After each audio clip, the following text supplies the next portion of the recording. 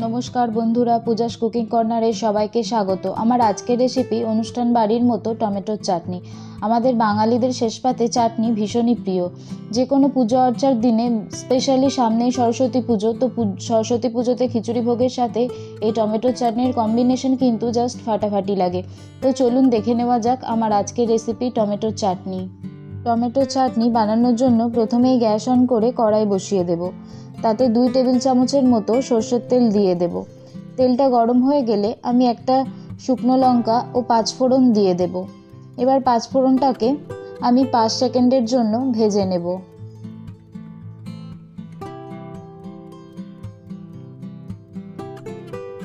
এরপর আগে থেকে কেটে রাখা টমেটোগুলো দিয়ে দেব। এখানে আমি বড় সাইজের 5টা টমেটো নিয়েছি, দিয়ে ছোট ছোট টুকরো করে কেটে ধুয়ে এর মধ্যে আমি দিয়ে দিয়েছি। এরপর বেশ কিছুক্ষণ নাড়াচাড়া করে টমেটোগুলোকে ভালোভাবে কষিয়ে নেব।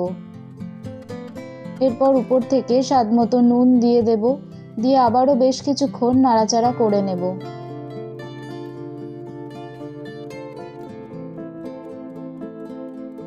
এরপর ঢাকা দিয়ে গ্যাস লো টু মিডিয়াম ফ্লেমে রেখে 5 মিনিটের মতো হতে দেব। 5 মিনিট পর ঢাকা খুলে দেখব টমেটোটা ভালো মতো সিদ্ধও হয়ে এসেছে।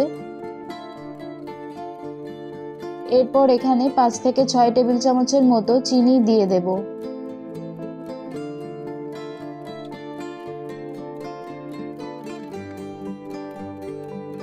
দিয়ে ভালোভাবে মিশিয়ে নিয়ে আবারও বেশ কয়েকবার নাড়াচাড়া করে নেব।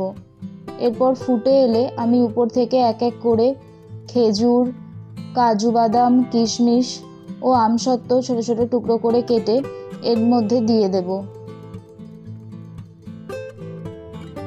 দিয়ে সব একসাথে ভালোভাবে মিশিয়ে নেব। দিয়ে কিছুক্ষণ ফুটে এলে আমি গ্যাস অফ করে রেস্টিংয়ে রেখে দেব।